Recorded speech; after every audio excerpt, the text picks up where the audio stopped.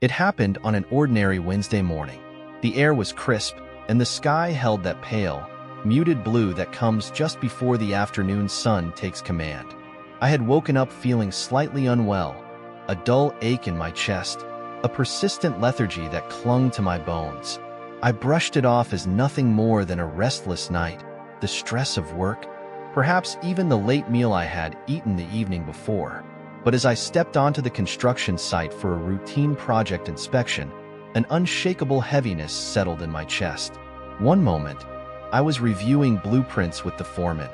The next, a searing pain exploded in my chest, like a clenched fist crushing my heart. The world around me tilted. My vision blurred. My breath came in ragged gasps. Voices became distant, muffled, as though I had been plunged underwater. The last thing I remembered was the ground rushing up to meet me, the sound of panicked shouts, and then silence. I was no longer in my body. There was no pain, no fear, only a strange sensation of floating. I looked down and saw myself lying on the ground. The foreman was pressing his hands against my chest, his face twisted in desperation. People ran, shouting for help, their voices frantic. And yet, I felt no connection to that body, to that world of chaos.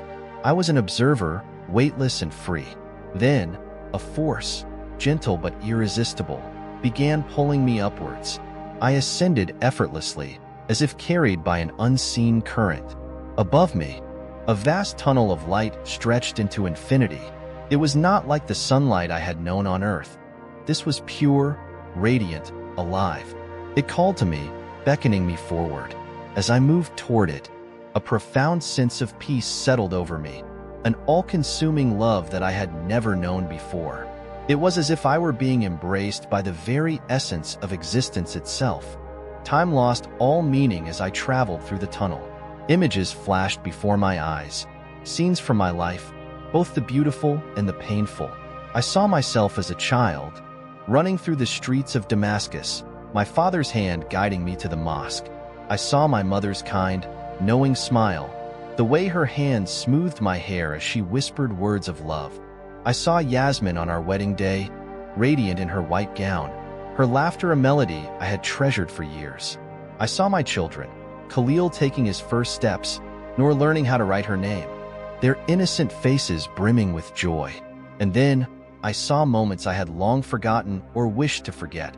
Times I had hurt others, times I had ignored those in need, times I had chosen anger over love. But there was no condemnation, only understanding. It was as if I were being shown the full picture of my life, not to be judged, but to learn. The tunnel opened into an expanse beyond anything my mind could comprehend, a realm of light and color, of boundless beauty. The sky was not a sky, yet it stretched endlessly. The air was not air, yet I breathed effortlessly. The ground beneath me was neither solid nor liquid, yet it supported me.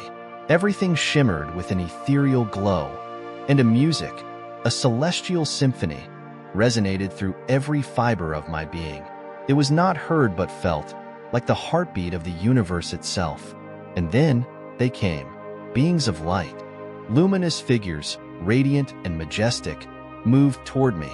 Their forms were neither male nor female, neither young nor old, yet they possessed an eternal wisdom. Their presence was overwhelming, filled with love so powerful, so pure, that it brought me to my knees. They did not speak with words, yet their voices echoed within me. One being, brighter than the rest, stepped forward. His light was unlike anything I had ever seen, both blinding and soothing at once. He reached out, and the moment his hand touched me, knowledge flooded my mind. In an instant, I understood things I had never before grasped. I understood the depth of creation, the intricate design of the universe, the interconnectedness of all things.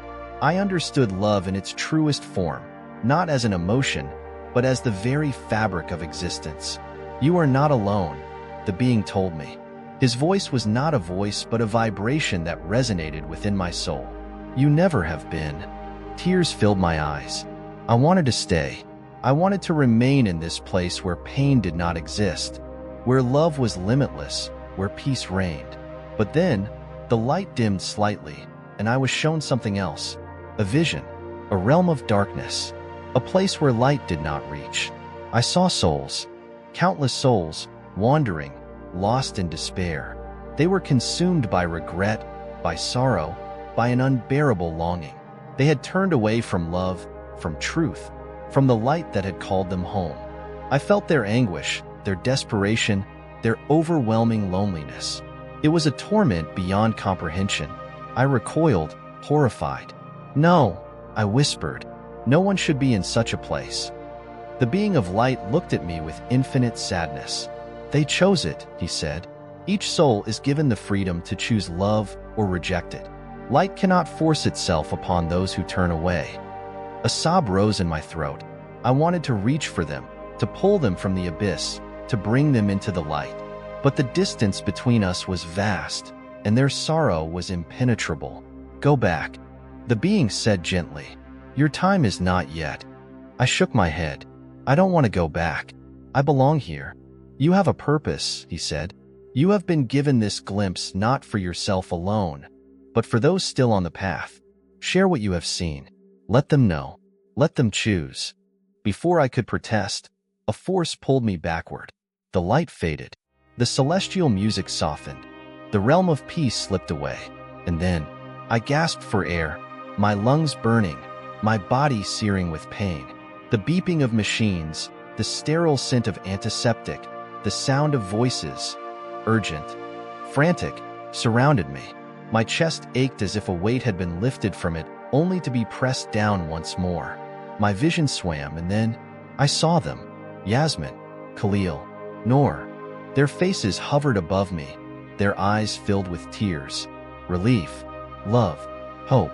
I was back, but I was not the same. As I lay in that hospital bed, recovering from my near-death experience, I knew that my life would never be the same again. I had touched something far greater than myself, had seen a reality beyond this world, and I had been given a task, a mission that I could not ignore.